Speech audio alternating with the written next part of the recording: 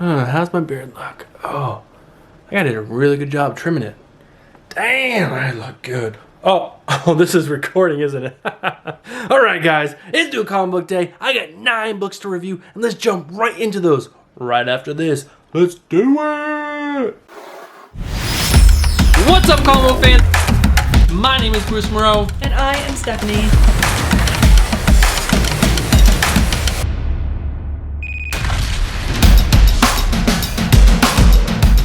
What's up, comic book fans? My name is Bruce Moreau, and welcome to the channel, and welcome back to Comic Book Reviews, my weekly series where I give you my thoughts and my reviews of the comic books that I picked up at my local comic book shop, and this week was March 4th, 2020, and guys, we have 9 books. 5 and 4 equals 9. 9 books to review for you. We got some really good ones, but we got a couple stinkers, guys. Some true stinkers. Some books I wish I could return. I really do. But before we do that, let's take 2 seconds. Look down. See the little red button that says subscribe? Are you guys subscribed? If you're not, hit that subscribe button. Hit that bell notification so that way you guys are notified each time I upload a new video, as well as when I go live. And I go live every single Friday at 10 p.m. Eastern on Comics and Beer with the most beautiful, the most amazing girlfriend in the world on Comics and Beer. We go over the week's worth of comic book news, we drink some beers, and it's just a really good time. Yeah, that's it. Now it's time for the reviews. Let's do it.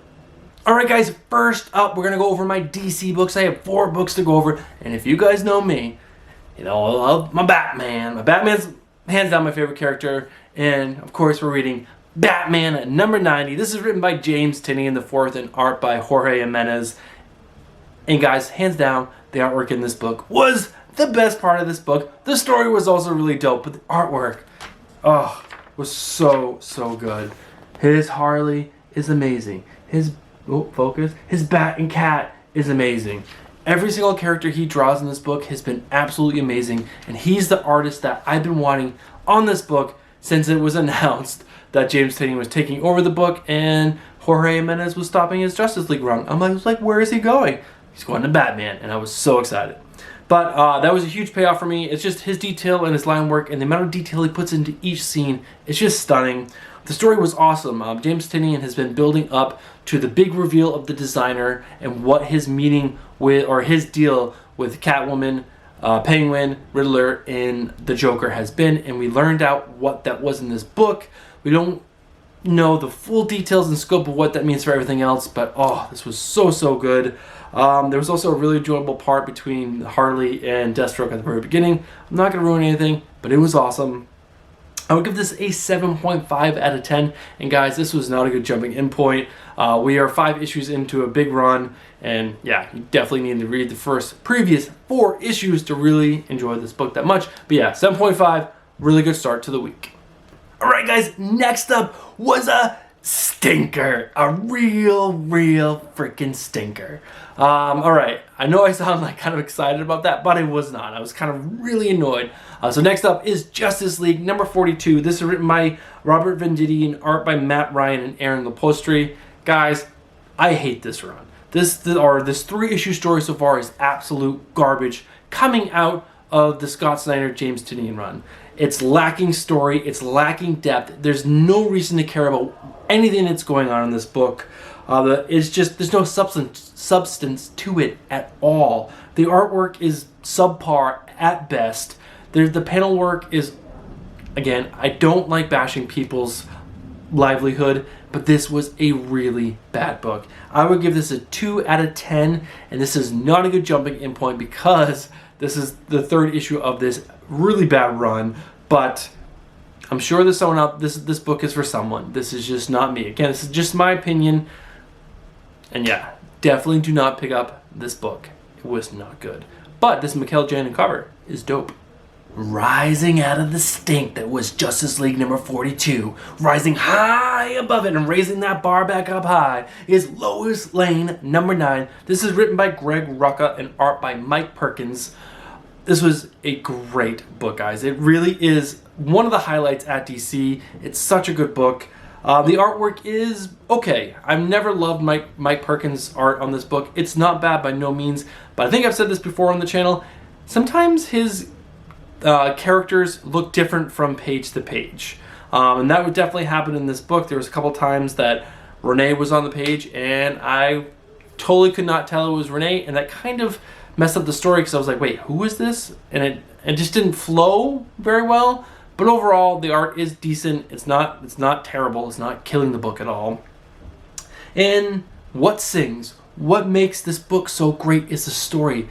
Greg Rucka is telling an amazing mystery story that is based in a superhero world. But guys, what is so good about this is that the superheroes are in the back. They're at the back of the story. They're like a side character. This is all a human story, and it's just awesome. It's so good that the superheroes are in the back seat and the humans are in the front driving this train. It is such a good book. I really highly suggest you guys pick up this book. This is an 8 out of 10 for me.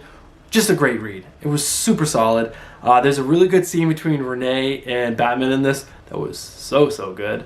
Yeah, this is not a good jumping in point, being issue 9 out of 12 issue maxi series. But guys, like I said, I've said it multiple times just in this babbling, pick up this book. It is so good. Do you guys like to go on strange adventures? How about you come on a strange adventure with me? When I review Strange Adventure number 1, this is written by one of my favorite writers, Tom King, and art by Mitch Gerads. That's another one of my favorite artists. And it also has another artist, Evan Shaner, on this book. This was a really interesting book. This is a normal Tom King book where the first issue throws a lot at you.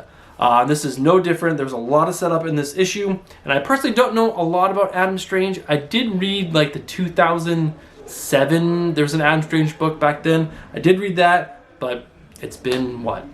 I can't do the math, 12, 13 years since I read that, so totally forget a lot. I know he was transported to Ran by a Zeta beam, I believe it is, but that's as much as I remember. But this book was really good, did a lot of setup, and again, he humanizes these superheroes in such a great way, and he definitely did that with Adam Strange in this book. The art was fantastic. With the two artists, they did a really good job of using the two art styles. Mitch Gerads is drawing the current day stuff, so stuff that's happening to Adam currently, and then Evan Shaner is doing the history stuff, the stuff from Adam Strange's past. And it's done in a way that it's just seamless. Like, you know what time you're in, and it's easy to pick up on that. The other interesting part about the two different art styles, it has seemed to me, I could be wrong, that the stuff that was in Adam Strange's past seemed to be kind of scripted, and that is interesting because in the whole book, at the beginning of the book, in the real world, is that Adam Strange is on a book tour, and he's touring in his new book, his autobiography. So it kind of seems like the history stuff is kind of excerpts from that book, and that's pretty interesting to me. I'm wondering what's going to turn out, or what's going to come from that. But overall, this is a really good book. I would give this a 7 out of 10. Mainly the art was just so good. I really like Mitch Gerads' art. There's a cool picture right here of Adam at a bookstore and a fan freaking out at him. And yeah, and this is a great jumping in point, guys, with this being the first issue. I'm sure a lot of people are going to hate on this book, but I personally really enjoyed this book. Highly suggest you guys pick this up. It's number 1. Jump on in. Alright guys, we are jumping into my Marvel books. And the first book up is Daredevil number 19. This is written by Chip Zdarsky and art by Marco Checchetto. And this book was awesome. It was such a fun read. There's a lot of action in this book, and there's a lot of storylines all coming together at once. And it was so good. I love Marco Cecchetto's art. It really is gorgeous. There's lots of detail. He does a great job of drawing the expression on the characters' faces, and he really puts you in the motion. It gives you the emotional impact of what these characters are going through. It's just so good. I will say, with all the storylines coming together, the story of the Kingpin, of all the crime boss families, of the story of Hell's Kitchen, of Daredevil rebuilding himself, all this stuff coming to a head, it was just so good. But in that, there's a couple cheesy moments with the citizens of Hell's Kitchen rising up wearing Daredevil masks, which was a little cheesy, but it works. It works for the story. It's a superhero story. All these superhero stories are a little cheesy at heart, and this was so good. I would give this an 8 out of 10, guys. This was such an enjoyable read for me. Is this a good jumping in point? This is not a good jumping in point. This is 19 issues into this story, so you are way behind, but definitely try to catch up and trade, because this book is, I don't know, it really is a great book. Are you guys ready for a little Doom? What about Dr. Doom number 6? This is written by Christopher Cantwell and art by Salvador Larroca, and I can honestly say this book was not very good. Salvador Larroca's art was the highlight. The only thing I enjoyed about this book, his artwork is absolutely stunning. I do have one question though. Why does Doom's face look like that? I don't know. He has this big flat nose now. When did that happen? I don't know.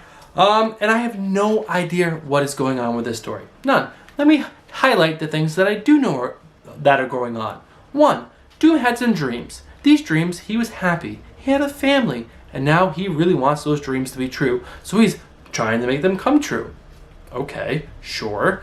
And he was framed for blowing up the moon in the real life, in the right now. So he's a wanted villain on the run. That's right, he blew up the moon with a black hole. And now there's a black hole out in space threatening to suck in the Earth. What? Kang the Conqueror. He's just popping in and out of Doom's life whenever he wants. Now in this whole issue, they were stuck together on a little journey to pick up a gun. What?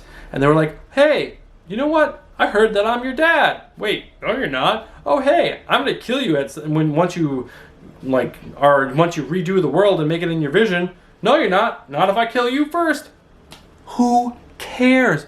What is going on? This book is bonkers. I don't like it at all. Nope. I give this a 5 out of 10, and this is not a good jumping in point because this made no sense, especially as a standalone issue. I can't recommend you guys pick up this book. It has been chopped. I will not be picking up Dr. Doom anymore. That's the second book chopped this week. Justice League 42, chop. Dr. Doom number 6, chop. Those are my duds. Those are my stinkers. Oh guys. Oh, it's another one. Oh, I thought Dr. Doom was the last one, but I totally forgot about this book because it was so bad. It stinks. This is Marvel number 1.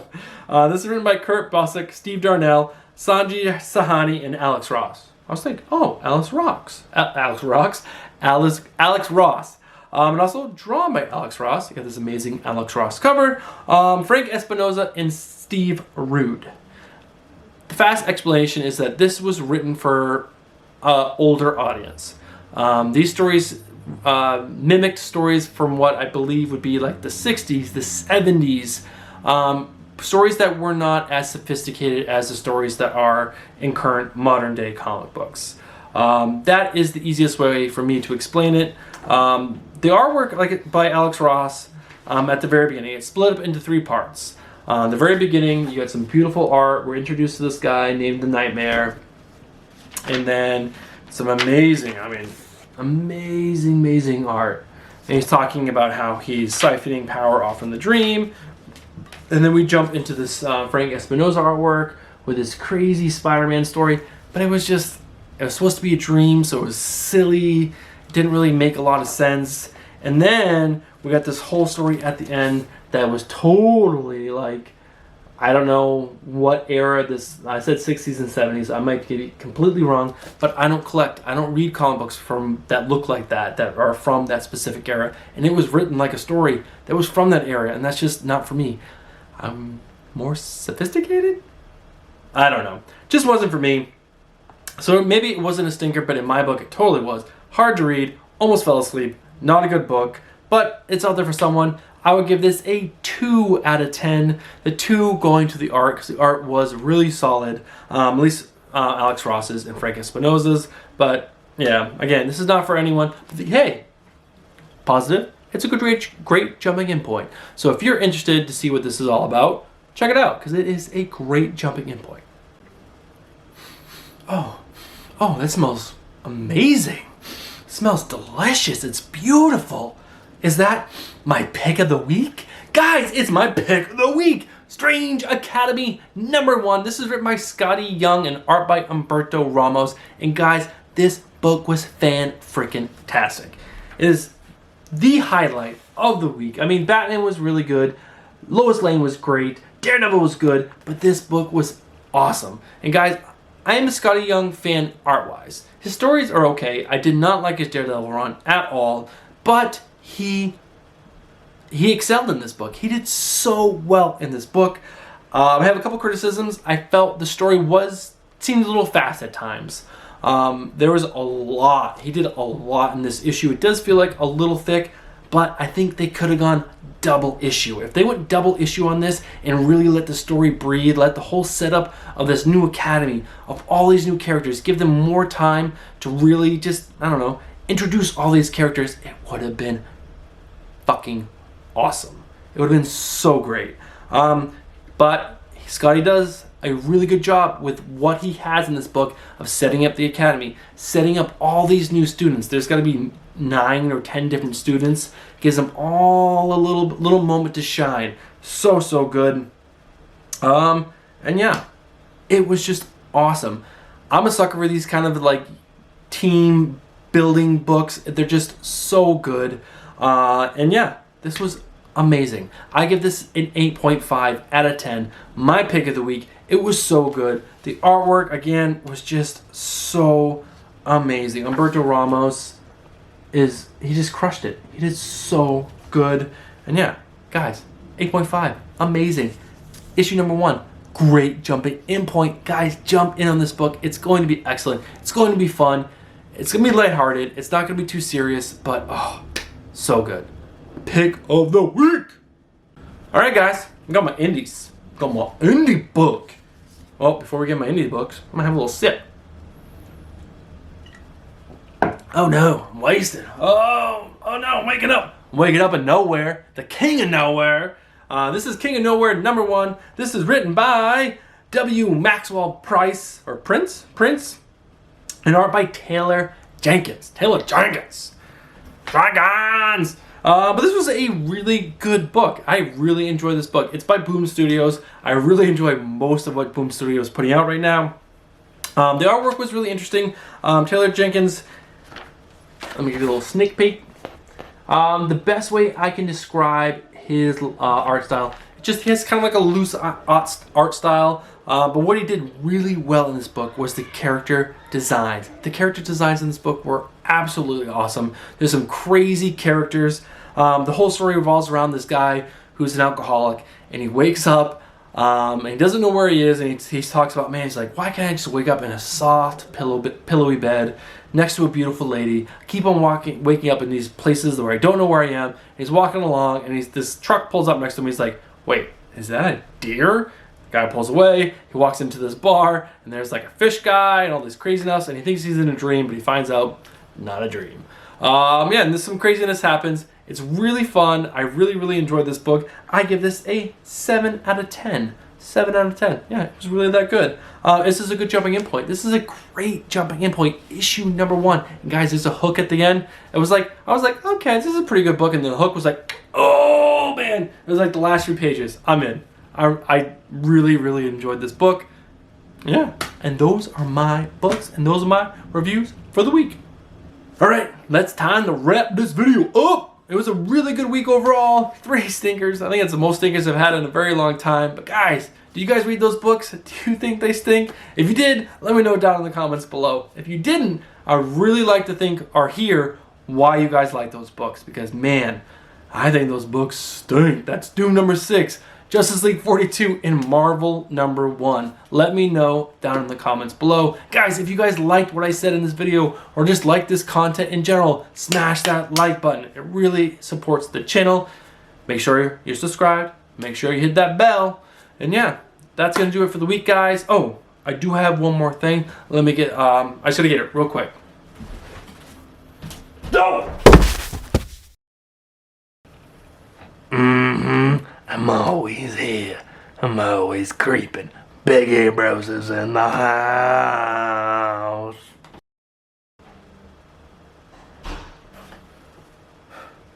Oh no. Oh no. Not again. Oh, not again. Babe! I think it happened again.